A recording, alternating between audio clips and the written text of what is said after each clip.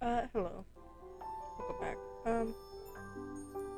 The following instances will say that they're complete. They are not complete. Well, they are.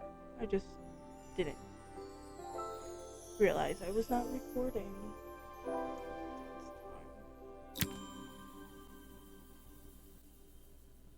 The sun was setting over Bellariva by the time I reached Carmen's cafe.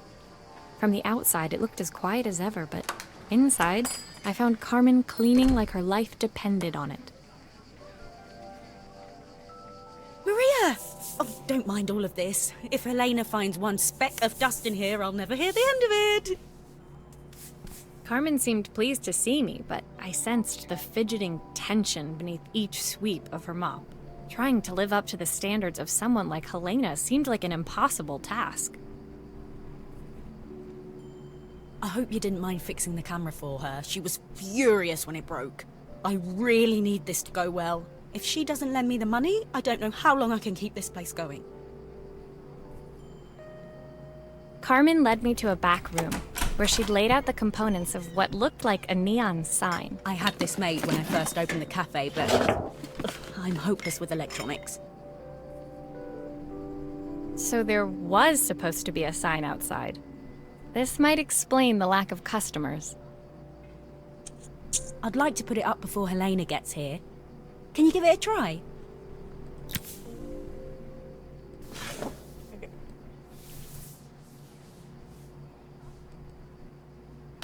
Uh,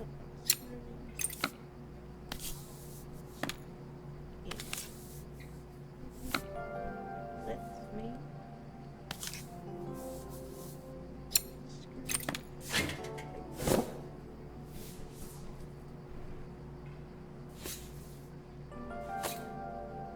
Blue.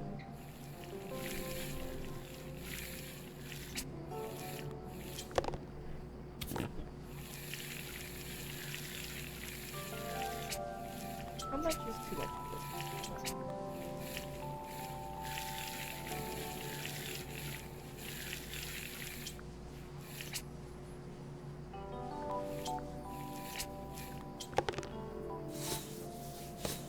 It doesn't like stop, so I'll assume it's on. Or boom. This put on. That put on. And we press the button. See if it runs.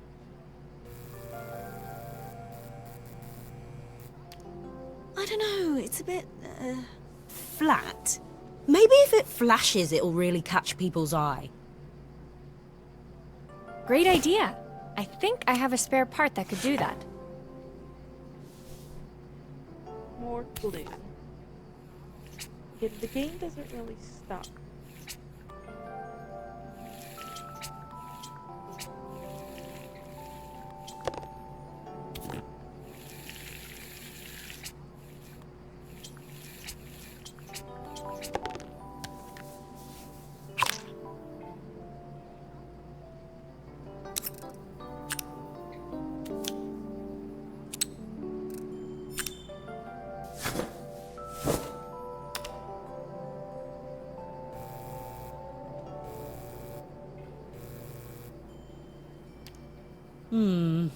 It still needs something else.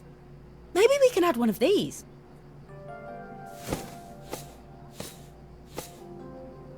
Okay.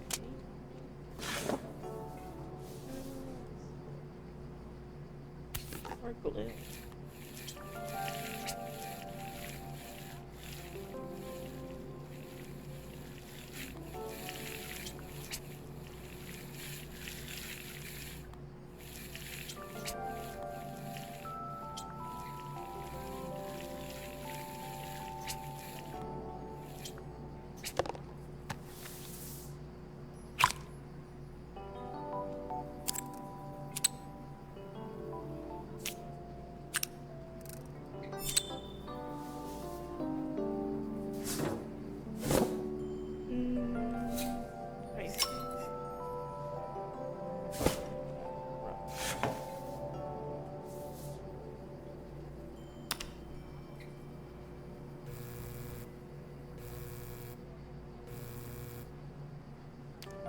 It works! I'll screw everything together again and you'll be set.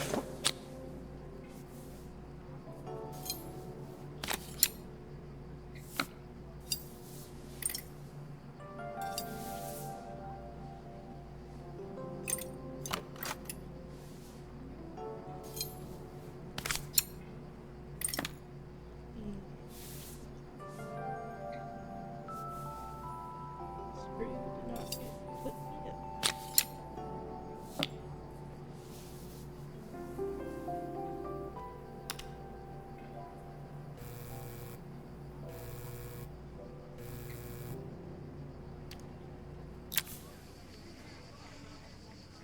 The sign fixed, we headed outside and mounted it carefully over the cafe door.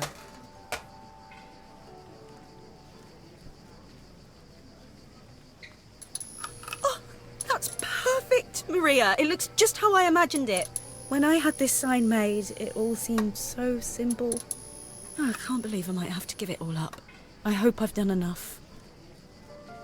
The smile froze on her face as she spotted something over my shoulder. I turned to see.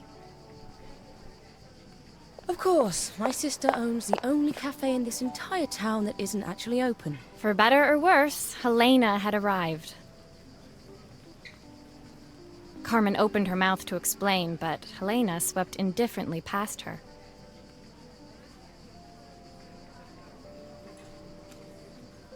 Finally pausing in the doorway, she turned back towards Carmen. The first thing we're doing is getting rid of that hideous sign. And with that, she disappeared inside. I hoped Carmen's chances of saving the cafe hadn't disappeared with her.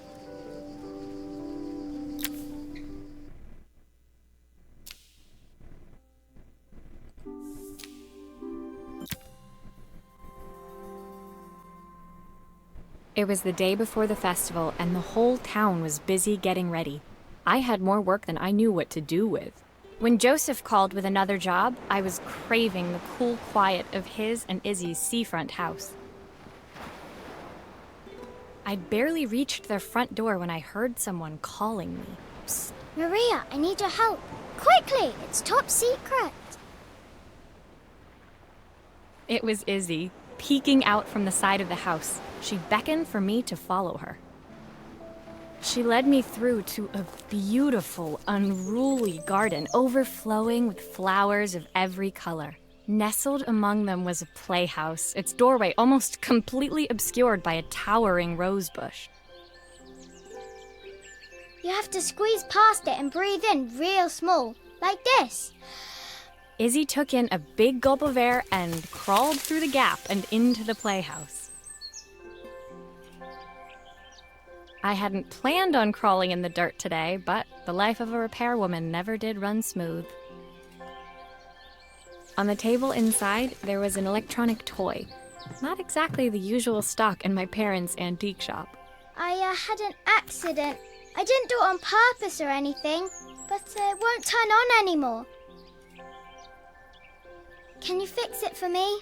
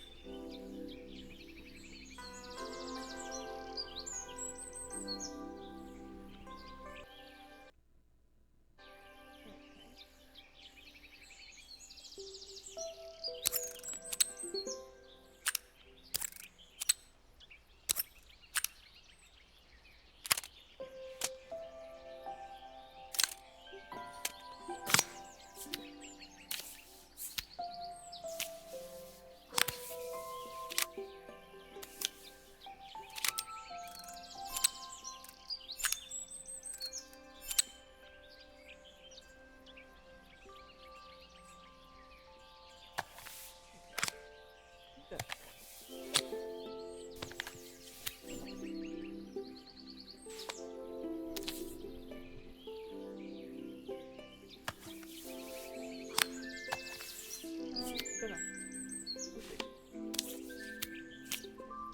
Stay put.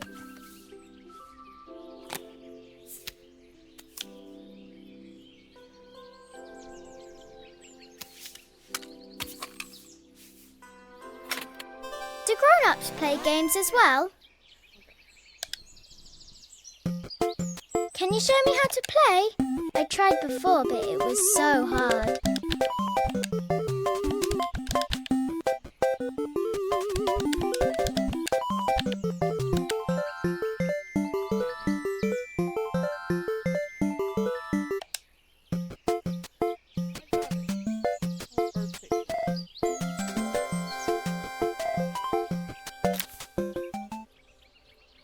Her toy fixed, I watched Izzy retreat into its screen, taking refuge in a 3-inch world of her own.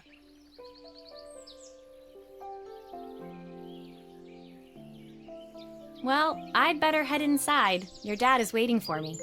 Please don't tell him about the game. He'll think I broke it on purpose. Why would he think that? Because, well, I kind of dropped it. Really hard. At the wall.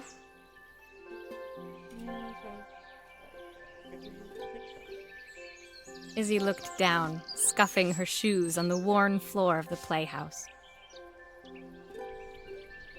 My dad said I have to go to this stupid festival tomorrow and put on a stupid dress. And I don't want to. All he cares about is working.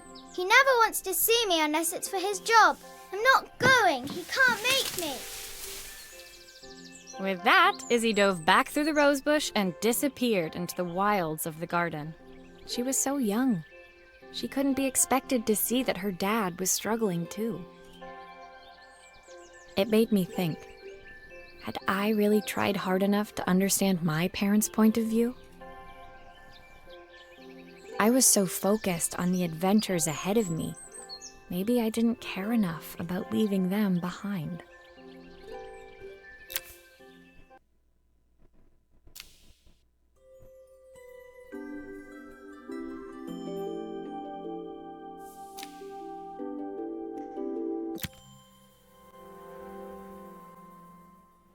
Leaving Izzy hiding in the garden, I walked around to the front of the house and rang the doorbell.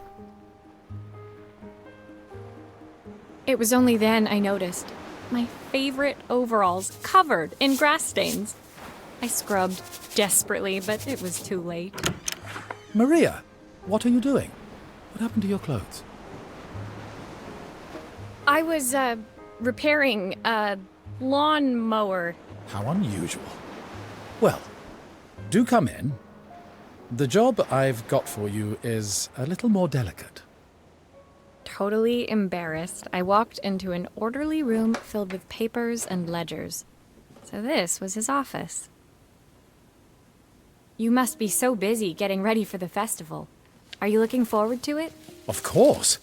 It's traditional for the mayor to judge food from every cafe and restaurant in town. I'll be declaring the best chef in Bella Riva by this time tomorrow. Speaking of which... He unclipped the watch from his wrist and very carefully handed it to me. I'll have a tight schedule to follow, but my watch stopped working a while ago. Could you see if you can make it tick again?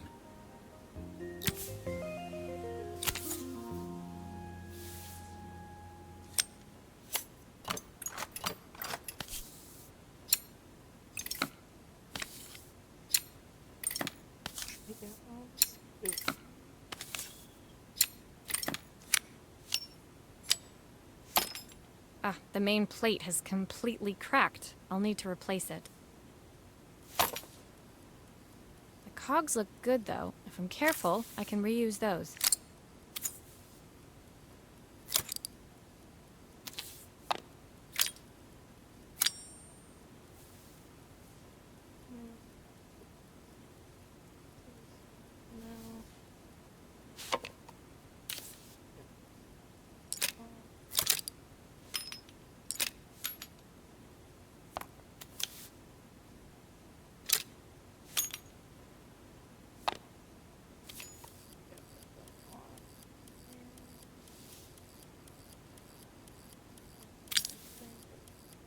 Center.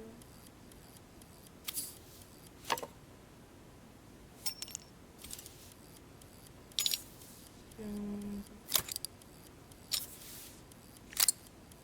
ah.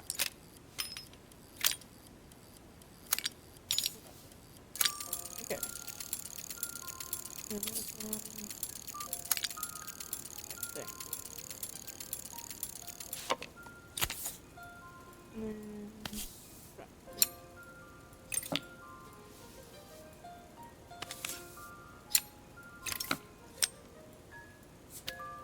Are you sure it will all fit back together? Nope. I've not gone a day without this watch since my wife gave it to me.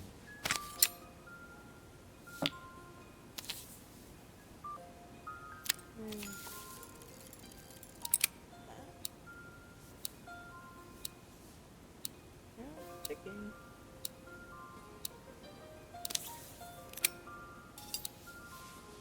Screws in.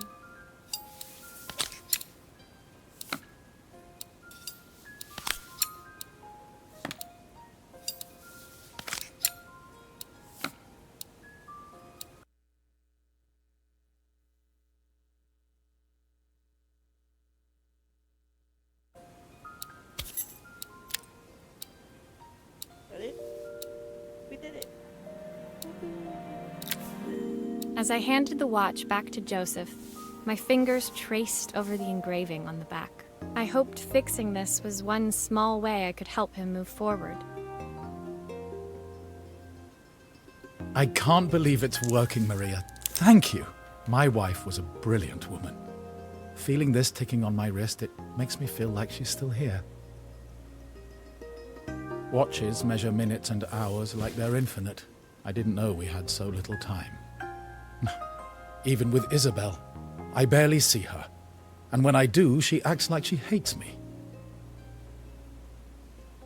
Just then, the phone rang. Even when he was at home, his work was never done. Sorry, Maria. I have to take this. I'll see you at the festival tomorrow. As I left, I turned and saw him pacing the floor of his office, his watch glinting in the afternoon sun.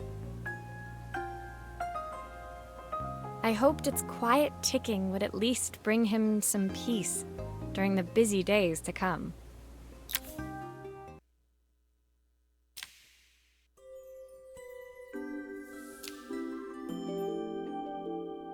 Bigger picture.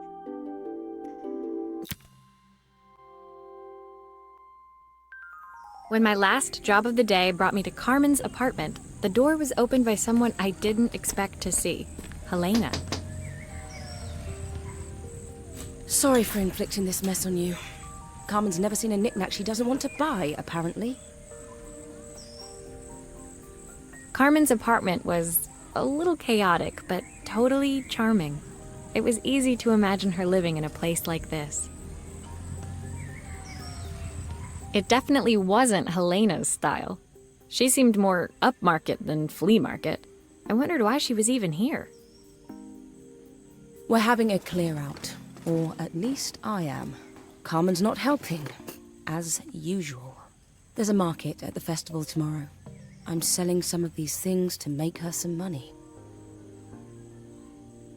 She says she has nothing when there's all this stuff right under her nose. Helena stepped delicately past the items on the floor and reached down to pick up one from the pile. Look at this slide projector. Our parents treasured it, but Carmen treats it like a piece of junk. Can you take a look?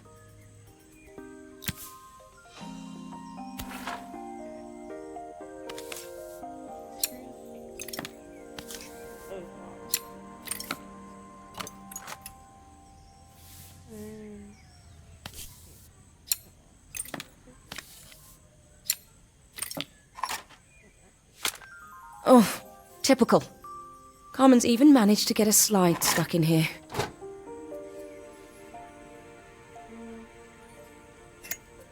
That light bulb is completely smashed. Okay, I'll need to redirect the light to the lens at the top for the projector to work.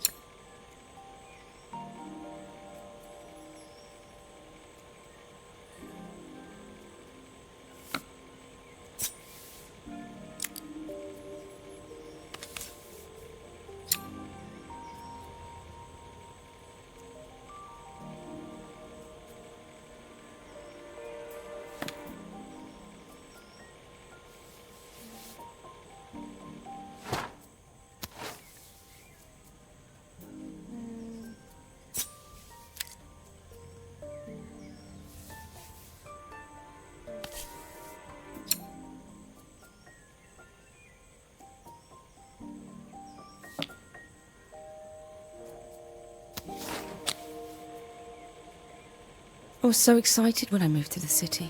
Carmen, she looks so sad.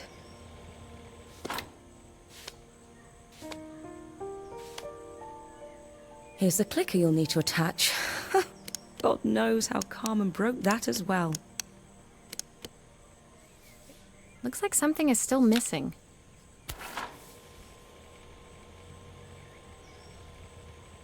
Screws. The fact that I have the colors a little bit, maybe?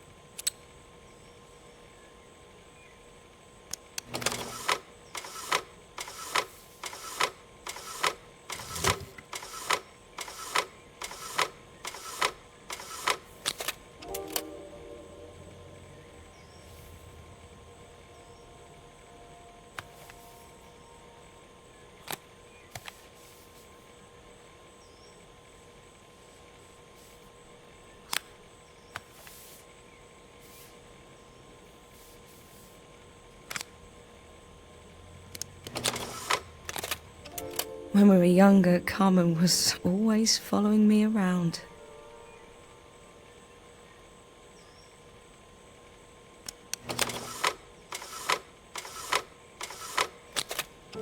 I suppose she looked up to me. A cool older sister. She used to ask me when I was coming home, but I was always too busy. Helena was transfixed, staring at the two young sisters the projector had brought glaringly into focus. I never meant to let her down. But you haven't, have you? You came all this way just to help with the cafe. Plus the money. That's the problem. There is no money. I lost my job a few months ago. My savings are almost gone. I have nothing. Carmen thinks I'll throw my checkbook at her bad decisions and make them okay. But I can't. Not this time. You know, the funny thing is, I came here wanting to tell her the truth. But she's so infuriating. How can I ask her for help when all she cares about is herself? Helena fell silent, shrinking under the gaze of her younger self, projected onto the wall. We drifted so far apart when I moved away. It felt like the only thing keeping us together was my bank balance. I know I have to tell her the truth. It isn't fair. But I already lost everything else. What if I lose her too? That's sad.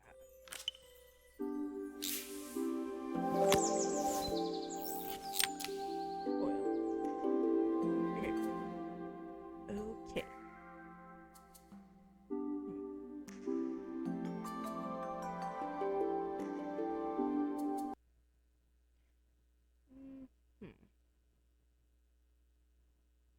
I'm going to call it. This is it. This is the end for this part. Okay. Next one, we'll have the last few chapters, and we'll see the end. So, gotta come back next time. I know, I'm evil. So, it was just getting good. So, I'll see you next time. Bye-bye. Have an amazing day. Hit the subscribe button. I'll see you next time. Goodbye.